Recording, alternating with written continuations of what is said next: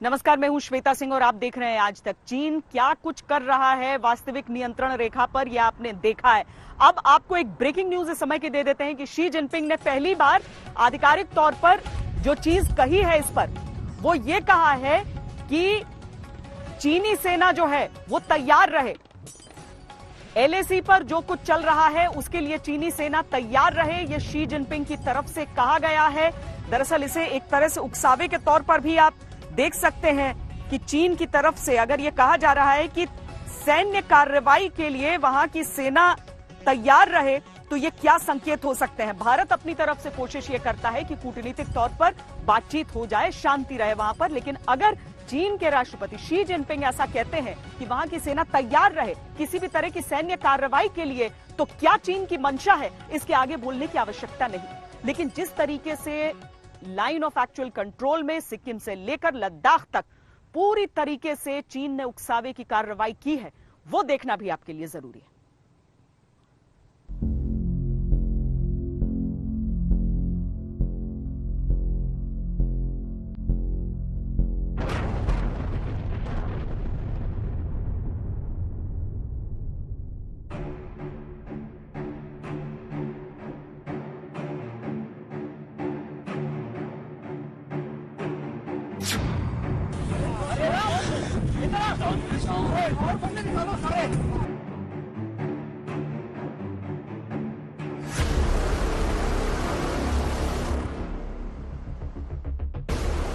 चीन ने भारत के संयम का इम्तिहान एक बार फिर लेने की हिमाकत की है। सीमा विवाद के बहाने लद्दाख के उस इलाके में घुसने की जुर्रत की है जिसे भारत अपना मानता है और जिसकी एक एक इंच जमीन भारत की है।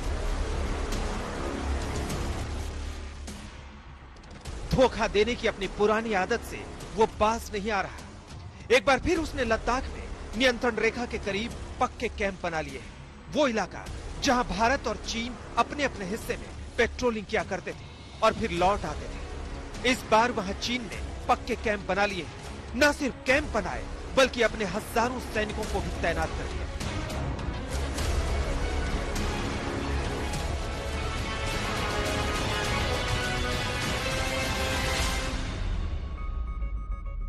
इस टाइम पर जब पूरी दुनिया की इकोनॉमी हिट हो चुकी है, दुनिया के सुपर पावर्स स्ट्रगल कर रहे हैं अपने ही देशों में जान बचाने की, अपने सिटीजन्स की, तब चाइना के ऊपर जो कंडेमनेशन आया है world wide, Australia, America, UK, Germany, जो सब कंडेम कर रहे हैं, जापान कंडेम कर रहा है, उसको काउंटर करने के लिए चाइना ने एक एग्रेसिव पोस्चर अपनाया है। ये एग्रेसिव पोस्चर ऑस्ट्रेलिया के खिलाफ स्टेटमेंट्स, ताइवान के खिलाफ मूवमेंट्स, साउथ चाइना सी में मूवमेंट्स, शिप मूवमेंट्स, और भारत के जमीन पे ये जो इंट्रूजन इन्होंने करी हैं, ये उस सब को दर्शाता है। चीन की इस हरकतों की भनक लगते ही भारतीय सेना ने उसे मुंहतोड़ जवाब देने की तैयारी शुरू कर दी। भले ही चीन ने हजारों सैनिक तैनात किए हों, भारत ने ठान लिया कि वो चीन के बराबर या उससे भी ज्यादा सैनिकों को उसके सामने खड़ा कर देगा। देखते ही देखते सेना की गतिविधियां तेज हो गई। इधर दिल्ली में भी जबरदस्त हलचल हुई। लद्दाख में चीन के साथ तनातनी के मुद्दे पर पहली बैठक रक्षा मंत्री राजनाथ सिंह के घर पर हुई। इस बैठक में तीनों सेनाओं के प्रमुख और chief of defence staff general Bipin Rawat शामिल हुए। करीब 1 घंटे तक लद्दाख में चीन को सबक सिखाने पर बात हुई। सूत्रों की माने तो रक्षा मंत्री को बताया गया कि इतनी बड़ी तादाद में सैनिकों को भेजा जा रहा है कि चीन को माकूल जवाब दिया जा सके। हमें ऐसे वातावरण के अंदर संयम की, धैर्य की और सूझबूझ की जरूरत है, और ये तीनों चीज हमारे प्रधानमंत्री जी के अंदर हैं, ये तीनों चीज इस सरकार के अंदर हैं, और हमारी सरकार अपनी सेनाओं के साथ बहुत अच्छे तरीके से इस सिचुएशन के साथ डील करेगी। कोई इसके अंदर भय की बात नहीं। लेकिन मामले की गंभीरता को देखते हुए खुद प्रधानमंत्री नरेंद्र मोदी ने कमान संभाली। पीएमओ में चीन के साथ तनातनी पर बैठक हुई। इसमें रक्षा मंत्री एनएसए अजीत डोभाल और chief of defence staff Bipin Rawat भी शामिल थे। सूत्रों की माने तो बैठक में यह भी तय किया गया है कि अगर चीन बातचीत और कूटनीति से मान जाता है तो अच्छी बात है, वरना उसे उसकी ही भाषा में करारा जवाब दिया जाएगा। अगर चीन आंख दिखाता है तो उससे आंख दिखाकर निपटा जाएगा। कि चीन के अंदर जब भी वो चाहते हैं कि लोगों का ध्यान दूसरी तरफ बटे, ऐसी चीजें होती हैं। कोई इसमें नई चीज नहीं है। पहले अगर कुछ नफरी थी, उसमें अगर बढ़ोतरी हो जाती है, कोई इसमें बात नहीं। हमारी भी बढ़ोतरी होती है, लेकिन हम किसी को बताते नहीं है। मुझे पूरा भरोसा है हमारे तीनों सेनाओं के अंगों पर कि वो किसी भी चुनौती का सामना करने को तैयार है। उनको अपना काम करने दें। सरकार इस चीज पर निगाह बनाए हुए है। सरकार में अलग अलग जगह पर अलग अलग काम होता है। अगर लद्दाख में भारत अपने इलाके में सड़क और पुल बनाता है और इससे चीन बौखला रहा है, तो उसकी बला से भारत सड़क और पुल बनाने जैसे काम पर कतई लगाम नहीं लगाएगा। उन्हें तेजी से जारी रखा जाएगा। पिछले कई दिनों से चीनी सेना ने पूर्वी लद्दाख में अपनी संख्या बढ़ाई है। उसे देखते हुए भारतीय सेना ने भी अपनी तैयारियों को पूरी तरह से चाक चौबंद कर दिया है। भारतीय सेना ने टैंक और तोप ढोने वाले ट्रांसपोर्ट विमानों के जरिए फॉरवर्ड पोस्ट पर सैनिकों को भेजना शुरू कर दिया है। पूर्वी लद्दाख सेक्टर में ऊंचे इलाकों पर सैनिकों को जितनी तेजी से भेजा जा रहा है, उससे हालात का अंदाजा लगाया जा सकता है। बताया जा रहा है कि नीचे के पोस्ट में मौजूद सैनिकों को दौलत बेग ओल्डी में इकट्ठा किया गया, फिर उसकी हवाई पट्टी से चॉपर और दूसरे वाहनों के जरिए सैनिकों को नियंत्रण रेखा की ओर रवाना किया गया, ताकि चीन को मुंहतोड़ जवाब दिया जा सके। लद्दाख में अशरफ वानी और दिल्ली में राहुल श्रीवास्तव और गौरव सावंत के साथ मनजीत नेगी, आज तक। अब देखिए, भारत और चीन में क्या फर्क है आपको इससे भी नजर आ जाएगा कि पीएमओ में एक बैठक तो हुई है, तीनों सेना के अध्यक्ष रहे, उसमें सीडीएस भी रहे, रक्षा मंत्री भी रहे, लेकिन उसमें इस तरह की कोई उकसावे वाली बात नहीं हुई कि हम चीन को देख लेंगे और जो सैन्य बल हैं वो हर तरह की कार्रवाई के लिए तैयार रहें, जबकि शी जिनपिंग ने ऐसा ही कहा है। मंजीत नेगी हमारे साथ इस समय है। मंजीत, पीएमओ में जो जिस तरह की चर्चा हुई है और जिस तरह से उनको ब्रीफ किया गया है और जो निर्देश गए हैं हमारे सुरक्षा बलों के लिए, कैसे हैं वो? देखिए श्वेता, पूर्वी लद्दाख में 12 मई के बाद से चीन का जो बिल्डअप था, जो उसने अपने सैनिकों की 5000 से ज्यादा सैनिकों की तैनाती की थी, उसको लेकर अभी तक सेना की, भारत सरकार की कोशिश ये थी कि ग्राउंड स्तर पर जो कमांडर हैं, लोकल कमांडर, उनके स्तर पर बातचीत से इस मामले को सुलझा लिया जाए। लेकिन अब जबकि चीन की तरफ से लगातार अपनी जो तैयारियां हैं तीनों सेक्टर में, उनको लगातार वो बढ़ा रहा है। ऐसे में सेना ने अपनी तैयारी बढ़ाई और इसी सभी चीजों को लेकर हालात किस तरह से हैं, उनसे कैसे निपटा जाना है, प्रधानमंत्री ने आज एनएसएजी डोभाल और सीडीएस जनरल बिपिन रावत से जानकारी ली और तीनों सेनाओं की क्या तैयारियां हैं, क्या इनपुट हैं इस पूरे घटनाक्रम को लेकर, उन इनपुट पर चर्चा की गई। और अगर चीन की जो मंशा है, जिस तरह से लगातार न सिर्फ पूर्वी लद्दाख बल्कि और जो दूसरे सेक्टर हैं, चाहे अरुणाचल की बात की जाए, सिक्किम की बात की जाए, उत्तराखंड में हरसिल की बात की जाए या फिर हिमाचल में की बात की जाए, तो ये पहला मौका है श्वेता, जब डोकलाम के बाद चीन ने इतने बड़े स्तर पर अपनी सेनाओं को मोबिलाइज किया है। और यहाँ पर गौर करने वाली बात ये भी है कि ये एक सोची समझी रणनीति शायद भारत को इस बात की आशंका नहीं थी हमारे सेना को, क्योंकि कुछ दिन पहले ही पूर्वी लद्दाख के दूसरी तरफ चीन के पाकिस्तान के साथ एक एक्सरसाइज चल रही थी, वहां से उसने अपनी बड़ी संख्या में जो उसके जो सैनिक थे, जो साजो सामान था, उसको यहाँ पर भेजा है। तो एक रणनीति के तहत चीन ने ये कार्रवाई की है और एक लंबी प्लानिंग के तहत वो इस तरफ आगे बढ़ रहा है। तो इन तमाम मुद्दों को लेकर अब भारत के सामने क्या विकल्प है? पहली कोशिश श्वेता यही है कि राजनयिक स्तर पर, लोकल कमांडर के स्तर पर, जैसे पहले चीन के साथ आपको मालूम है कि अभी तक कम से कम इस बॉर्डर पर गोली नहीं चलती है, बातचीत से मुद्दा सुलझा दिया जाता है, कोशिश वही है। लेकिन अगर चीन अपनी जिद पर अड़ा रहा, क्योंकि चीन चाहता है कि जो हमारे सड़क के काम है, पुल निर्माण का काम है, उसको रोका जाए। अगर चीन सैनिक तौर पर आगे, भारत वैसे ही कर रहा है जैसे कोई परिपक्व देश करेगा। लेकिन मंजीत, हमने देखा कि जब जैसे शी जिनपिंग आते भी थे या प्रधानमंत्री वहां जाकर उनसे बातचीत करते, तो उस समय बड़ी गतिविधियां बढ़ा दी जाती थी। यानी चीन कभी भी दोस्ती को सही तरीके से समझ ही नहीं सकता है। लेकिन इस सब के बीच प्रधानमंत्री पूरी तरीके से स्पष्ट है, उनकी तरफ से जो निर्देश गए हैं यही कि भले ही हम अपनी जगह से हिले नहीं, लेकिन सैन्य कार्रवाई की नौबत ना आने पाए, जैसा कि शी जिनपिंग कह रहे हैं।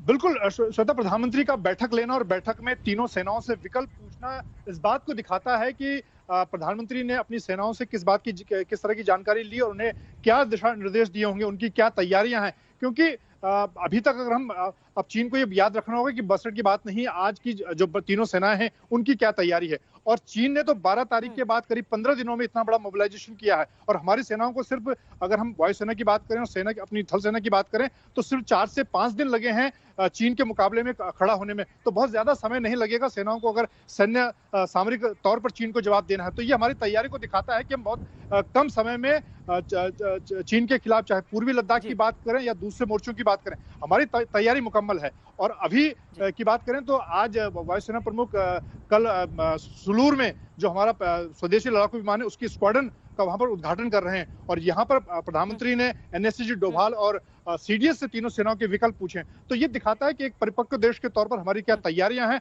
और अगर चीन राजनयिक भाषा नहीं समझता है, सैन्य भाषा के तौर पर आगे बढ़ेगा तो उसका जवाब मिलेगा। जी, तो हमने माकूल तैयारी कर रखी है। बहुत शुक्रिया मंजीत नेगी इस पूरी जानकारी के लिए।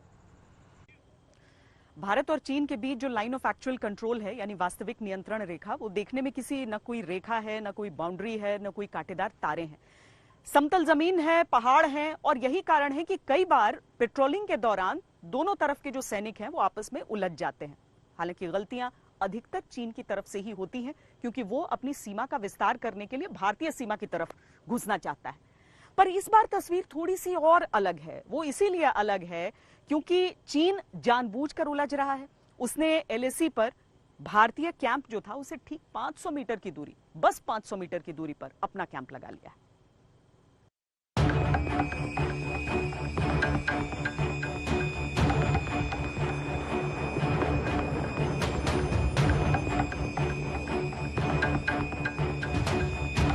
डोकलाम की फजीहत शायद चीन को याद नहीं है। इसी वजह से वो लद्दाख में भी डोकलाम जैसे हालात पैदा कर रहा है। डोकलाम में जहां वो भूटान के इलाके में सड़क निर्माण पर अड़ा था, वहीं इस बार उसे लद्दाख में भारत के सड़क बनाने पर बेवजह का एतराज है। भारत अपने इलाके में सड़क बना रहा है ताकि वो चीन की हरकतों का जवाब देने के लिए अपने सैनिकों को तुरंत नियंत्रण रेखा तक भेज सके। इस बात से भी चीन बौखलाया हुआ है। इस वजह से ही गलवा नदी के जिस इलाके में उसने पक्के टेंट बनाए हैं और बंकर बनाए हैं, वहीं उसे झूठ बोलकर अपना बता रहा है। इसी बहाने चीन ने नियंत्रण रेखा की मर्यादा को तोड़ा है। अपने 5000 से ज्यादा सैनिकों को तैनात कर दिया है। इस हिमाकत की उसे भारी कीमत चुकानी पड़ेगी। We are militarily very strong at the point of contact. हमारी भारत की आज जो सेना है वो 62 की सेना तो रही नहीं। It's a very professional army. हालांकि चाइनीज आर्मी में आप देखेंगे कंस्क्रिप्शन होता है। कंस्क्रिप्शन माने definite military service, force military service. हमारे यहाँ तो ऐसा नहीं है, और उनके यहाँ आप देखेंगे कि शॉर्ट टर्म के बाद वो बदली करते हैं, तो उनकी ट्रेनिंग कहीं ना कहीं हमारे से कम होगी। 5-6 मई के बाद से ही चीनी सैनिक अपने इलाके से नियंत्रण रेखा की ओर बढ़ गए। उन्होंने भारत की ओर से अपने इलाके में किए गए सड़क निर्माण को रोकने की कोशिश की। इस दौरान भारतीय सैनिकों से उनकी झड़प हुई। ऐसा लद्दाख के कई इलाकों में हुआ। चीनी सैनिकों के मुकाबले भारतीय सैनिकों की संख्या बेहद कम थी। इसके बावजूद भारतीय सैनिक चीनियों से पूरी ताकत के साथ भिड़ते रहे। मिलिट्री नीलामी 2 चीजें करे। पहली चीज तो यह है कि अपना बिल्डअप करे वहां पे, मतलब हमारी वहां पे फौज जो लग रही है वो चाइना ने जितने लगाए हैं उससे ज्यादा होनी चाहिए। आप दबाव तभी डाल सकते हैं ना जब आपकी फौज ज्यादा होगी चाइना से। और दूसरी चीज ये है कि ऑफेंसिव एक्शन ले, उनको बोले भाई हटो, निकलो यहाँ से, नहीं तो अगर उस दौरान में हाथापाई हो जाती सो बी इट। इसके बाद चीन ने वहीं तंबू गाड़ दिए। उसके भारी ट्रक साजो सामान के साथ पहुंचे और बंकर बनाने की शुरुआत कर दी। उसके टेंट भी टिकाऊ थे, जिससे उसका इरादा साफ हो गया कि वो लंबे समय तक वहां जमे रहना चाहता है। इसके बाद पेंगोंग सो या पेंगोंग झील के इलाके में उसके सैनिक बोट से पेट्रोलिंग करने लगे। चीन की इस हिमाकत की खबर मिलने के बाद भारतीय सेना ने ज्यादा से ज्यादा जवानों को उन इलाकों में भेजना शुरू कर दिया। इसकी तस्दीक आज तक ने की। लद्दाख में सबसे पहले पहुंचे आज तक के संवाददाता अशरफ वानी ने देखा कि भारतीय सेना अपने जवानों और साजो सामान को नियंत्रण रेखा की तरफ रवाना कर रही है। चीन के साथ तनाव बढ़ने के साथ ही भारतीय सेना ने भी लाइन ऑफ एक्चुअल कंट्रोल पर अपनी गतिविधियां तेज कर ली हैं। आप देख सकते हैं ये जो पूरी सड़कें हैं सभी लाइन ऑफ एक्चुअल कंट्रोल यानी LAC की तरफ जाती हैं और यहां पर लगातार फौज की हरकत जो है वो बढ़ रही है। उसमें चाहे जो फौज की तैनाती की तादाद हो वो बढ़ानी हो या फिर जो बाकी जरूरी साजो सामान फौज का है उसको वहां पर पहुंचाने की प्रक्रिया हो। फिलहाल जिस अंदाज से चीन के करीब 500 फौजियों ने पैंगोंग लेक के पास जमावड़ा शुरू किया है, उसका जवाब भारतीय सेना की तरफ से उसी अंदाजे से दिया जा रहा है कि वहां पर उसी तादाद में या उससे कहीं ज्यादा भारतीय फौज की तादाद भी बढ़ाई जाए। यहां से आगे जाने की इजाजत नागरिक को नहीं है। जानकारी के मुताबिक जहां भारत चीन के बीच तनातनी चल रही है वहां ITBP तैनात है, लेकिन हालात बिगड़ते देख लद्दाख स्काउट्स को तैनात किया जा रहा है। लद्दाख स्काउट्स वो रेजिमेंट है जिसे ऊंची ऊंची पहाड़ियों पर जंग लड़ने का अच्छा खासा तजुर्बा है। ये भारतीय सेना की इन्फेंट्री रेजिमेंट है जो स्नो वॉरियर्स या स्नो टाइगर्स के नाम से भी विख्यात है। इस तनातनी के बीच बुधवार से दिल्ली में सेना के कमांडरों की बैठक शुरू हो रही है। 3 दिनों की बैठक में लद्दाख में चीन की हरकतों का मुद्दा उठने के आसार हैं। ये बैठक साल में 2 बार होती है और सेना के सूत्र बताते हैं कि इसका चीन की तनातनी से कोई लेना देना नहीं है। लेकिन इस वक्त लद्दाख में सेना आंख दिखा रहे चीन को उसी की भाषा में जवाब देने के लिए तैयार है। ऐसे में सेना के तमाम कमांडर चीन को सबक सिखाने की रणनीति को अंजाम दे सकते हैं। सीमा के जितने बड़े दायरे को चीन ने इस बार एक्टिवेट किया है, ऐसा पिछले कई दशकों से देखने को नहीं मिला है, या यूं कहें कि 62 के युद्ध के बाद पहली बार इस तरह का कुछ हो रहा है। चीन युद्ध लड़ने की स्थिति में तो नहीं है, लेकिन वो धमकी यही देना चाहता है।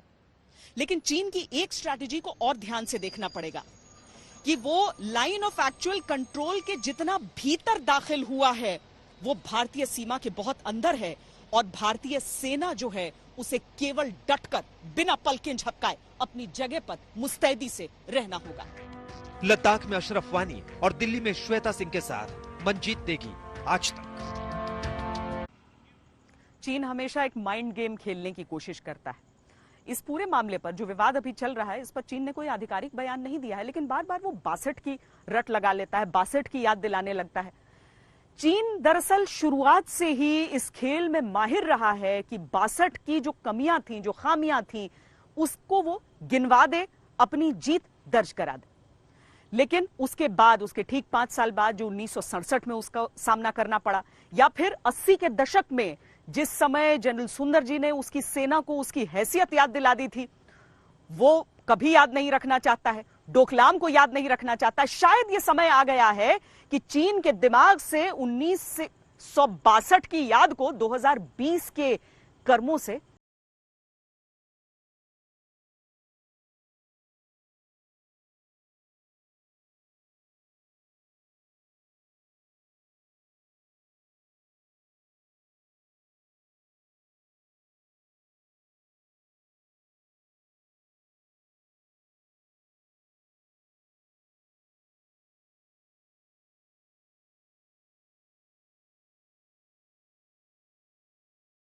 चीन धौंस जमा रहा है। इस महीने की शुरुआत में उसकी हरकतें बढ़ी तो भारतीय सैनिकों ने उसी की भाषा में जवाब दिया। भारत चीन को बता देना चाहता है कि वो चीन की हर हरकत का जवाब देगा। इस बात से चीन बौखला गया है। बीजिंग में उसके विदेश मंत्री ने 2 दिन पहले लंबी प्रेस कॉन्फ्रेंस की, लेकिन भारत चीन की तनातनी पर कुछ नहीं कहा। मगर हर बार 1962 का राग अलापने वाले चीन का सरकारी मीडिया भारत को 1962 के युद्ध की याद दिलाना नहीं भूला। चीन के सरकारी अखबार ग्लोबल टाइम्स में लद्दाख में तनातनी पर लिखा है, अमेरिका के साथ चीन के रिश्ते भले ही अभी ठीक नहीं चल रहे, लेकिन उसकी अंतर्राष्ट्रीय स्थिति 1962 से बहुत बेहतर है, जब भारत को चीन के हाथों करारी शिकस्त झेलनी पड़ी थी। तब दोनों की ताकत लगभग बराबर थी, लेकिन आज चीन की जीडीपी भारत से 5 गुना है। उम्मीद है भारत सरकार, सेना, बुद्धिजीवी और मीडिया चीन के बारे में अपनी समझ बढ़ाएंगे। चीन ने भारत को समझ बढ़ाने की नसीहत दी है, लेकिन वो खुद ये समझना नहीं चाहता कि ये 1962 का हिंदुस्तान नहीं है। 1962 में भारत के साथ धोखा हुआ था। उस धोखे की वजह से ही युद्ध में हार मिली थी, और जो हार कम, अपमान ज्यादा थी। उस अपमान से सबक लेते हुए भारत ने उसके बाद से चीन की धूर्तता का जवाब एक दो नहीं कई बार दिया है। कई बार उसे पीछे हटने पर मजबूर किया है। यही नहीं, उसे उसके इलाके में वापस खदेड़ा है। अगर चीन 1962 की याद दिलाता है तो वो 1967 को याद कर ले, जब हमारे जाबाज सैनिकों ने चीन को सबक सिखाया था। उस समय नाथुला दर्रे में सीमा विवाद को लेकर पहले दोनों तरफ के सैनिकों के बीच धक्का मुक्की हुई थी। फिर चीनी सैनिकों ने अचानक ही बिना किसी चेतावनी के भारतीय सैनिकों पर अंधाधुंध गोलीबारी शुरू कर दी थी। शुरुआत में भारतीय सेना को नुकसान उठाना पड़ा, करीब 70 सैनिक शहीद हो गए। लेकिन उसके बाद बहादुर जवानों ने ऐसा पलटवार किया कि खुद चीन ने माना कि उसके 400 से ज्यादा सैनिक ढेर हो गए, उसके कई बंकर तबाह हो गए। भारतीय सेना की ताकत के आगे चीन को पीछे हटना पड़ा। यही कारण है कि हमने चीन को कभी नहीं बोला कि देखिए हमने आपको 67 में ठोका है, इस समय मारा है, यहाँ पर आपको रहा है। ये भारतीय संस्कृति में नहीं है। ये उन जगह पर होती है जहाँ उथला पानी होता है। भारतीय सेना की, जो कि भारतीय संस्कृति का अंग है, महानता है, और इसी हमने ये डर के मारे नहीं कि चीन क्या बोलेगा या चीन को पता है हमने क्या किया है और हमें भी पता है। लेकिन यदि बार बार हमें चीन आज 1962 के युद्ध की याद दिलाता रहेगा तो हमें भी फिर मजबूर होकर इनको बोलना पड़ेगा कि इसको आप मत भूल जाइए। ये वही सैनिक है, ये वही क्षेत्र है, ये वही इलाका है जहां आपको 1967 में हमने आपको सबक सिखाया था। यही नहीं, 1986-87 में भी जनरल सुंदर जी के नेतृत्व में ऑपरेशन फाल्कन के तहत भारत ने चीन को करारा जवाब दिया था।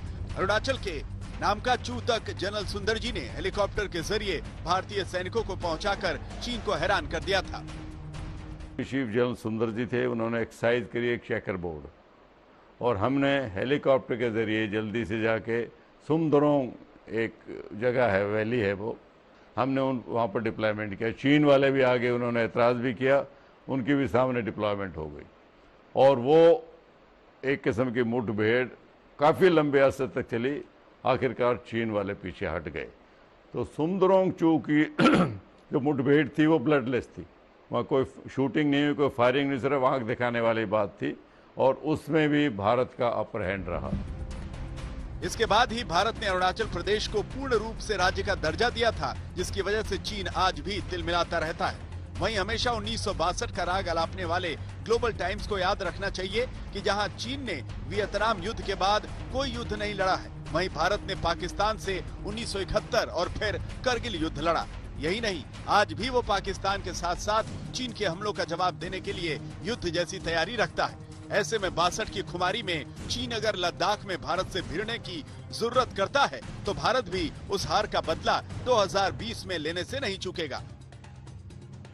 लद्दाख से अशरफ आनी के साथ मंजीत नेगी, दिल्ली, आज तक। पूरी दुनिया कोरोना से लड़ रही है, चीन ने ही उलझा दिया है उस लड़ाई में, और अब वो चाह रहा है कि वो अपना विस्तार कर सके। बहुत सारे कारण हैं कि क्यों चीन इस तरह की अतिक्रमण की गतिविधियां कर रहा है एलएसी पर, चाहे वो लद्दाख हो, चाहे वो पूर्वोत्तर का हिस्सा हो, या फिर मध्य सीमा जो चीन से हमारी लगती है। इस सब के पीछे बहुत सारी चीजें हैं। चीन नहीं चाहता ताइवान पर चर्चा हो, चीन नहीं चाहता हांगकांग को लेकर जो कानून बना रहा है उस पर चर्चा हो, चीन नहीं चाहता दुनिया में कोरोना पर चर्चा हो।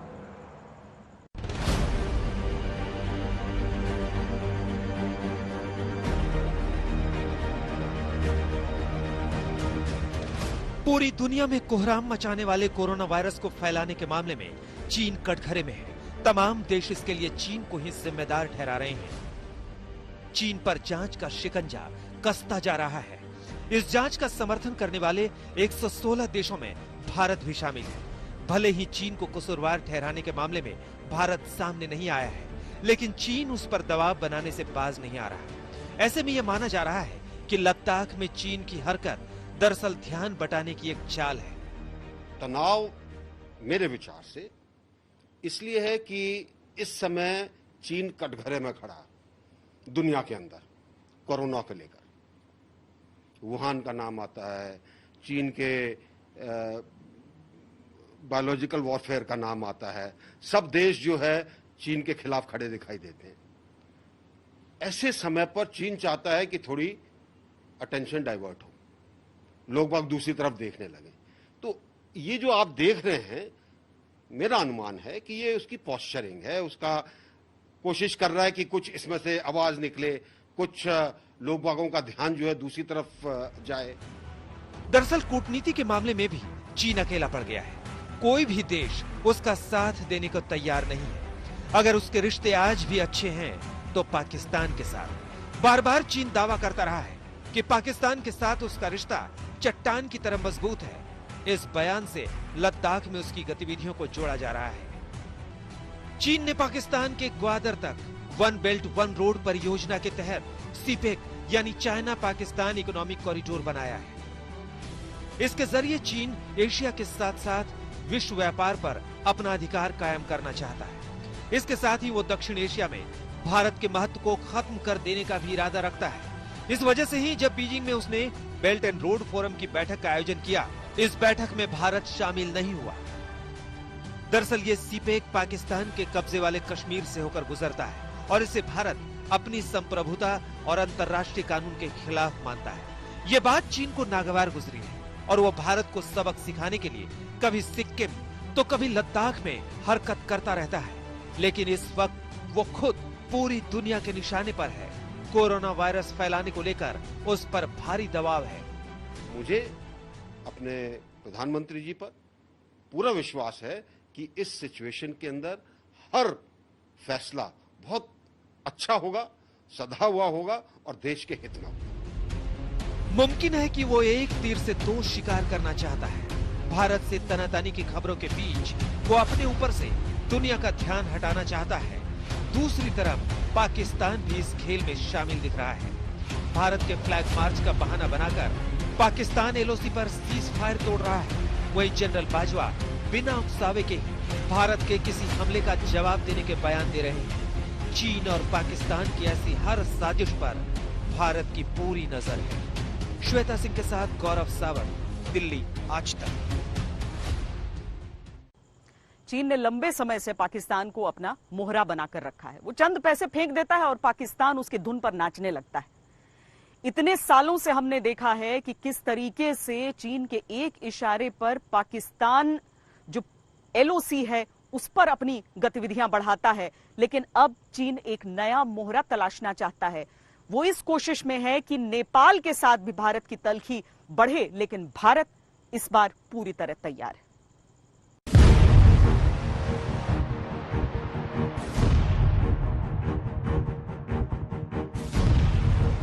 चीन के राष्ट्रपति शी जिनपिंग पाकिस्तान के प्रधानमंत्री इमरान खान के कान में जो मंत्र फूंकते हैं, बस पाकिस्तान की समूची राजनीति और कूटनीति उसी के चारों तरफ घूमने लगती है। नहीं तो पाकिस्तानी आर्मी चीफ ईद के मौके पर अपने कब्जे वाले कश्मीर में ईद मनाने क्यों पहुंचते हैं? इसके पीछे कहीं चीन की दोहरी साजिश तो नहीं। एक तरफ वो लाइन ऑफ एक्चुअल कंट्रोल को पार करके लद्दाख में घुसाता है, दूसरी तरफ पाकिस्तान को पीओके में उकसाता रहता है। तभी तो पाकिस्तान के प्रधानमंत्री इमरान खान कश्मीर का राग अलापते ही थे। अब पाकिस्तान में तमाम अहरे गहरे नत्थु खैरे कश्मीर कश्मीर चिल्लाने लगे। मजहब को लेके वो सियासत कर रहे हैं और हमारे ये 2 किलोमीटर पे जहां हमारे कश्मीरी भाई, कश्मीरी बहनें, बुजुर्ग हमारे, उनके साथ जो इतने अरसे से जुल्म कर रहा है वो आदमी, इंशाअल्लाह उसको इस दुनिया में भी जवाब देना होगा और आखिरत में भी जवाब देगा वो। बड़े मियाँ तो बड़े मियाँ, छोटे मियाँ सुभान अल्लाह। इन दिनों लद्दाख और सिक्किम से सटी भारत चीन सीमा पर सब कुछ ठीक ठाक नहीं चल रहा है। एक तरफ चीन खुराफात करता है तो दूसरी तरफ नेपाल और तीसरी तरफ पाकिस्तान।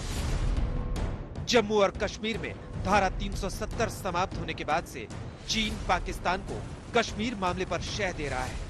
नेपाल को काला पानी इलाके में भारत के खिलाफ भड़काने की कोशिश कर रहा है। कोरोना संकट के दौरान चीन की जिस तरह से घेराबंदी हुई है, उसे देखते हुए वो इस इलाके में और दबाव बढ़ाने की कोशिश कर रहा है। व्यापारिक मोर्चे पर चुनौती की आशंका से भी चीन में बौखलाहट है। लेकिन चीन की हर चाल का भारत जवाब देना जानता है। वो पाकिस्तान के मुंह से पाकिस्तानी कब्जे वाले कश्मीर पर चाहे जितनी भी नापाक हरकत करवा ले, लेकिन भारत ने तो पहले दिन से ये साफ कर दिया है कि पीओके भारत का हिस्सा है तो है। मैं ये बात रिकॉर्ड पर रखना चाहता हूं कि जब मैं सदन में जब जम्मू एंड कश्मीर राज्य बोला हूं तब पाक ऑक्यूपाई कश्मीर और अक्साई चीन दोनों इसका हिस्सा है, ये बात को और हमारे संविधान ने जम्मू कश्मीर की जो सीमाएं तय करी है और जम्मू कश्मीर के संविधान ने जम्मू कश्मीर की जो सीमाएं तय की है उसके अंदर पाक ऑक्यूपाई कश्मीर और अक्साई चीन दोनों समाहित। और आगे भी जो बातचीत होगी, किस मुद्दे पर बातचीत होगी? अरे बात होगी अब तो पाक अधिकृत कश्मीर पर बात होगी बहनों भाइयों, और किसी मुद्दे पर बात नहीं होगी।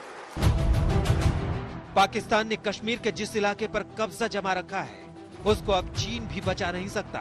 भारत ने उस दिशा में कदम बढ़ा दिया है जिसके तहत वहां के मौसम का हाल आप तक पहुंचाया जाने लगा है। चीन दूसरे देशों को परेशान करने को ही अपनी कूटनीतिक जीत मानता है। खबरों के मुताबिक इस साल 4 महीने में चीनी पक्ष की ओर से करीब 170 घटनाएं हुई हैं। इनमें से 130 लद्दाख इलाके में हुई हैं। वहीं 2018 के बाद से लगातार लद्दाख इलाके में चीन की गतिविधि बढ़ी है। वर्ष 2019 में 2018 की तुलना में करीब 75% उल्लंघन की घटनाएं बढ़ी थी। लेकिन ये भारत 1962 का भारत नहीं है। पिछले 58 साल में ब्रह्मपुत्र में बहुत पानी बह गया है। अब भारत जवाब देना जानता है, जैसे को तैसा वाला। आज तक ब्यूरो। एलएसी पर क्या कुछ चल रहा है, एलएसी पर किस तरह से भारत की सेना भी बड़ी मात्रा में पहुंची है और वहां पेट्रोलिंग चल रही है, उसी ग्राउंड जीरो पर हमारे संवाददाता अशरफ वानी पहुंचे। देखिए उनकी ये एक्सक्लूसिव रिपोर्ट।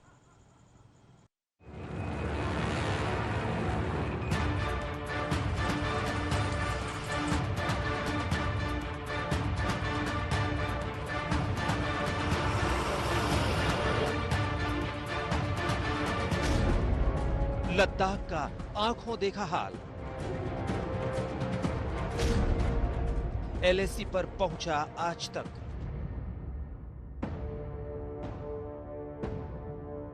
लद्दाख में लाइन ऑफ एक्चुअल कंट्रोल के नजदीक शान से लहराता भारत का तिरंगा और इसकी आन बान शान को सलामत रखने के लिए ये हलचल है। चीन की हरकत के बाद भारत ने फौज की तैनाती बढ़ा दी है। सेना के ट्रकों का यह जत्था इसी मिशन पर निकला है और आज तक निकला ये देखने कि लद्दाख की जमीनी हकीकत क्या है, कितना बढ़ा है तनाव, क्या युद्ध के हैं आसार। चीन के साथ तनाव बढ़ने के साथ ही भारतीय सेना ने भी लाइन ऑफ एक्चुअल कंट्रोल पर अपनी गतिविधियां तेज कर ली हैं। आप देख सकते हैं ये जो पूरी सड़कें हैं सभी लाइन ऑफ एक्चुअल कंट्रोल यानी एलएसी की तरफ जाती हैं और यहां पर लगातार फौज की हरकत जो है वो बढ़ रही है।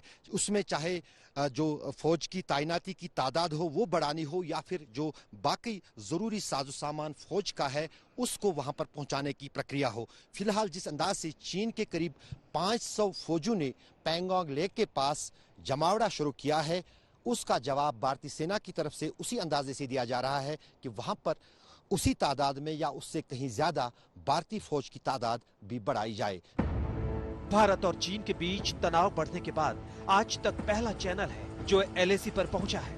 हमारे संवाददाता अशरफ वानी यहाँ के स्थानीय लोगों से भी मिले और जाना कि उनका अनुभव क्या कहता है।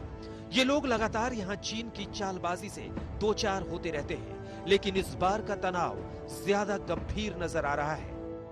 बहरहाल चीन से ऑलरेडी पहले से भी खतरा था और ये खतरा हमेशा रहेगा, क्योंकि चीन और इंडिया का जो है आपस में थोड़ा हमेशा वो लगा रहता है हमेशा, तो इसलिए हाँ दुश्मनी तो लगा रहता है। इसलिए हमारे सेना को चौकन्ना रहना हमेशा ज़रूरी है इस एरिया में। और ये चीन हमेशा जो अपने शरारतें करते रहते हैं और इंशाल्लाह हमें उम्मीद है कि ये बार भी ये लोग कामयाब नहीं हो जाएंगे अपने इस नियत से। 22 दिन हो गए जब चीन के सैनिकों ने भारतीय सैनिकों के साथ यहाँ धक्का मुक्की की थी। 20 दिन हो गए जब चीन के हेलीकॉप्टर्स सीमा लांघने को मचले थे, जिन्हें भारत के फाइटर्स ने लेह एयरबेस से उड़ान भरकर खदेड़ भगाया था। उसके बाद से मानो चीन लगातार जहर ही उगलने लग गया। हर गुजरते दिन के साथ उसकी तरफ से जवानों की तैनाती बढ़ती ही गई। भारत ने भी मौके की नजाकत को भापा। सेना प्रमुख ने लद्दाख में डेरा डाला, योजना बनाई और इसी योजना के तहत भारतीय सेनाओं का जत्था लगातार एलएसी पर भेजा जा रहा है। लाइन ऑफ एक्चुअल कंट्रोल पर भारत और चीन के बीच तनाव बढ़ रहा है। भारत और चीन के बीच लद्दाख में लाइन ऑफ एक्चुअल कंट्रोल पर तनाव कोई नई बात नहीं है, लेकिन अब की बात अलग ये है कि जिस अंदाज से चीन इस क्षेत्र में फौज की तादाद बढ़ा रहा है और साथ ही साथ फौज के साथ साथ उनका साजो सामान और परमानेंट स्ट्रक्चर्स बना रहा है, उसका जवाब भारतीय फौज भी उसी अंदाज में दे रही है। पिछले कुछ दिनों के दौरान भारतीय सेना ने भी अपनी तैनाती जो है लाइन ऑफ एक्चुअल कंट्रोल पर बढ़ा दी है और जरूरी साजो सामान जो फौज का है वो भी लाइन ऑफ एक्चुअल कंट्रोल पर भेजा जा रहा है। ईंट का जवाब पत्थर से देना पड़ सकता है, इसलिए भारत ने भी चीन के बराबर ही अपनी फौज को यहां लगाने का फैसला किया है। इस वक्त भी मिशन जारी है, यहां तक कि भारत के युद्धक विमान भी भारतीय जाबाजों को लेकर लद्दाख पहुंच रहे हैं। इंडियन एयरफोर्स का C-130J विमान दुनिया के सबसे ऊंचे एयरबेस दौलत बेग पर उतरा है।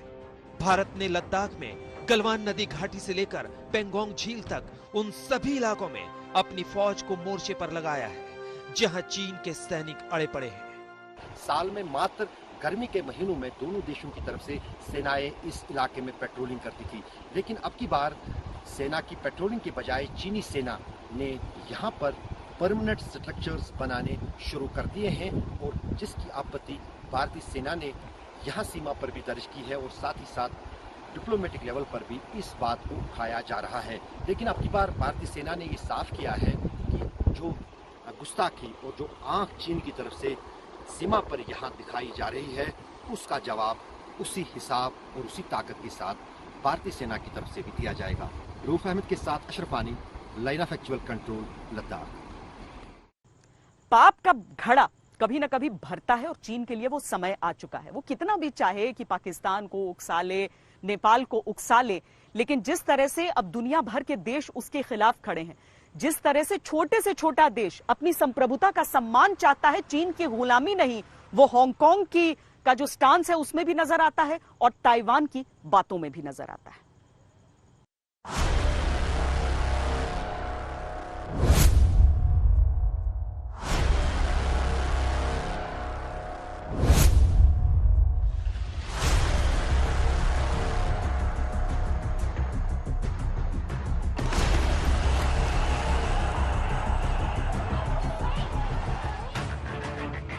कहा तो चीन दुनिया की सबसे बड़ी शक्ति बनने चला था और कहा अपने घर में ही घिरने लगा है। चीन को एक तरफ ताइवान से टक्कर मिल रही है तो दूसरी तरफ हांगकांग से।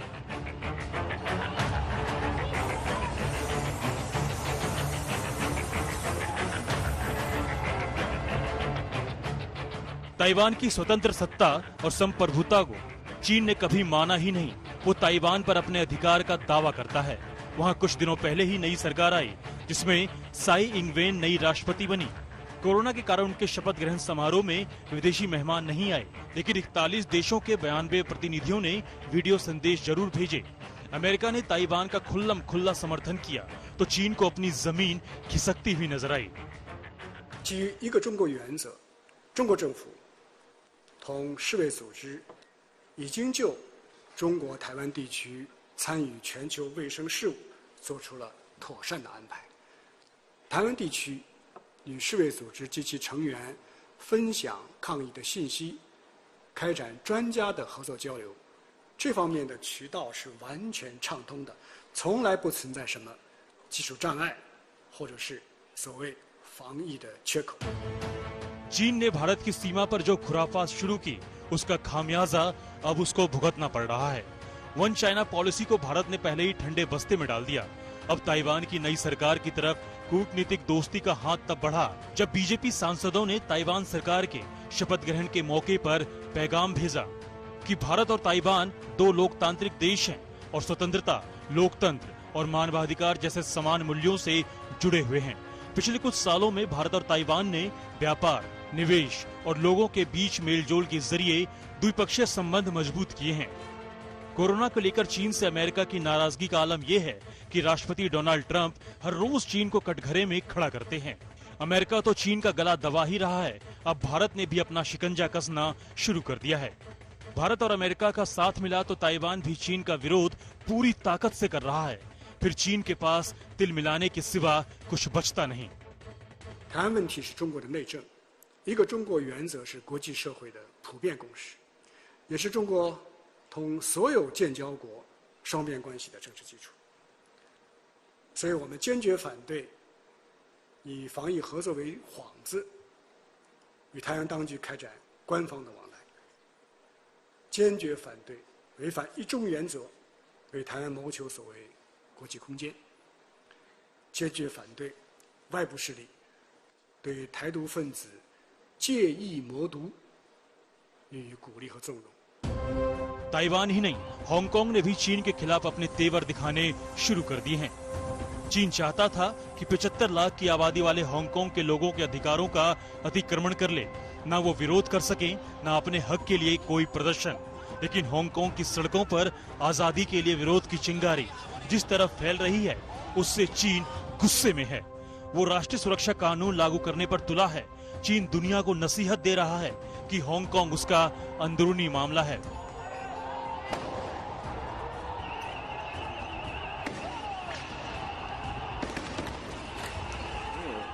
任何国家允许在其本国领土上从事危害国家安全的活动。国家安全立法属于中央事权，这在任何国家都是如此。美国自身针对国家安全问题制定了几十部法律。 लेकिन जब हांगकांग ही नहीं मान रहा तो दुनिया क्यों मानेगी? चीन की जिद, अहंकार और पड़ोसियों के साथ धोखे की नीति अब उसकी जान का जंजाल बन चुकी है। आज तक ब्यूरो। 1962 से ठीक पहले जवाहरलाल नेहरू ने चीन से दोस्ती की बड़ी कोशिशें की थी। उस समय आपको याद होगा एक नारा हिंदी चीनी भाई भाई ये कहा जाता था। चीनी सैनिक अपनी टूटी फूटी हिंदी में ये चीज कहा करते थे, लेकिन पीठ के पीछे खंजर वाला हाथ छुपा कर रखते थे। चीन की यह फितरत हमेशा से रही है। अभी भी जब प्रधानमंत्री से मुलाकात होती है शी जिनपिंग की, तो एलएसी पर गतिविधियां बढ़ जाती हैं चीनी सेना की। और चीन के इस मुंह में राम बगल में छुरी वाले टैक्टिक को समझने की भी जरूरत है।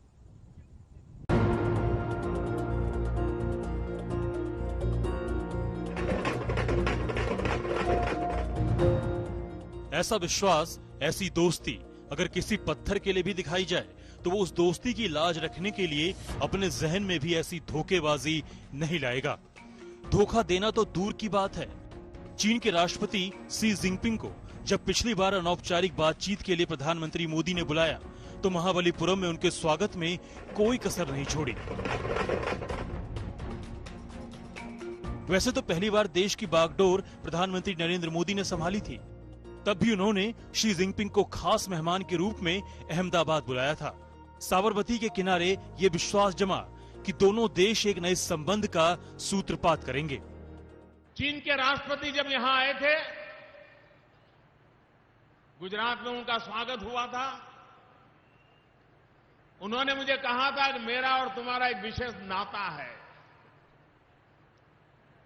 और जब मैं चीन गया तो चीन के राष्ट्रपति आमतौर पर बीजिंग में ही किसी देश का मुखिया आता है तो स्वागत सम्मान होता है। मुझे वो अपने गांव ले गए थे, शियान में। चीन के बुलावे पर प्रधानमंत्री मोदी भी कई बार चीन गए, लेकिन चीन ने कभी भारत के साथ दोस्ती का मर्म समझा ही नहीं। 1962 से वो धोखेबाजी की कहानी दोहराता रहा है, लेकिन 2020 तक सामरिक हवा बहुत बदल गई है। आज तक ब्यूरो।